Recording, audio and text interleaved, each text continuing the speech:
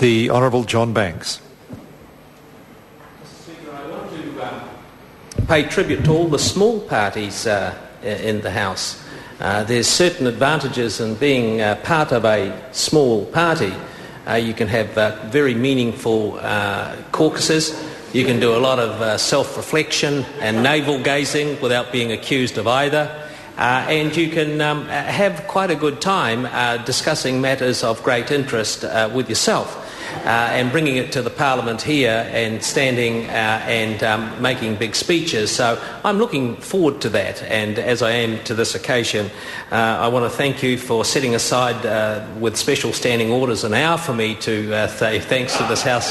Just joking. When I get worried when members on the other side of the House are not just looking at their watches, Mr. Speaker, but shaking them when I've only spoken for 30 seconds, that starts to worry me. But I want to pay tribute to the small parties because it is very, very difficult in this parliamentary democracy to be part of a small party and make it back to this Parliament. The hurdles are high and the hoops are very, very tight. So congratulations to all of the small parties on getting back to the Parliament. I'm very proud and privileged to be a member of the ACT Party. I believe in the values of the ACT Party of choice and freedom and responsibility. I'm absolutely and passionately signed up to the policies of the ACT Party of less government, lower taxes, more opportunities, a world-class education, paying our way with the rest of the world, and economic sovereignty for our future. I'm absolutely committed to the mantra of the ACT Party that everyone counts and everyone in this country makes a difference, and we're all in this together. I'm glad that John Key has been re-elected as Prime Minister of this country. I think John Key's contribution to this nation and the quite and relative by our measure, Mr. Speaker, short existence and life in this House has adapted remarkably well, has picked up the challenges of high office particularly well, and has done a good job. But I want to tell the Prime Minister, that I'm sure is listening on his crystal set 9 floors above this place, that the ACT Party brings the reinforcing steel to the National Party caucus policy-making machine over the next 3 years. In other words, we're going to give the National Party a nudge in the directions that we think we should around those matters that I narrated just briefly. We're very pleased in the National, and we're very pleased in the ACT caucus that we have been able to negotiate such an outstanding supply and confidence agreement with the National Party. We're very excited about having some constraint about government expenditure that in recent years has got ourselves out of control and runs the risk of compromising our economic sovereignty. We're very excited about the opportunity for changes to the RMA, and I was in the Parliament when we moved the RMA through its third reading speech in 5 minutes flat one night, unanimously. I've never seen a piece of legislation, Mr. Speaker, that has been so acrimoniously debated over such a long period of time that was moved through this Parliament in 5 minutes flat with total support from all corners of the Parliament. But it just means that sometimes you can get legislation wrong, sometimes the people are right, more often they're right than they're wrong, and that legislation needs to be addressed and changes need to happen. Because we need to get off the backs of private enterprise, we need to get out of the pockets of small businesses, and we need to give the mums and dads that employ less than 10 people in this country, and there's 200,000 of them, every opportunity to make a profit, employ people, and make this country great.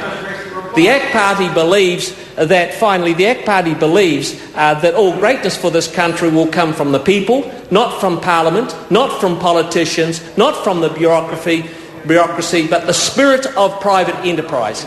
And while I'm at it, Mr. Speaker, addressing you, can I say, and I always wanted to say this in the last 12 years, thank God for the farmers.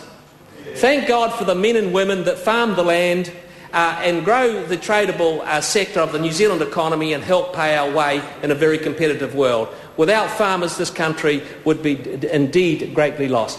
Can I say to the ACT Party board, the president of the ACT Party, Chris Simmons, a class act, thank you very much and have a happy Christmas. Can I say to all of my team in Epsom, thank you for giving me such great support in Epsom to allow me to come back here and to make the day of every member of Parliament that's prepared to stay along and listen to this closing debate.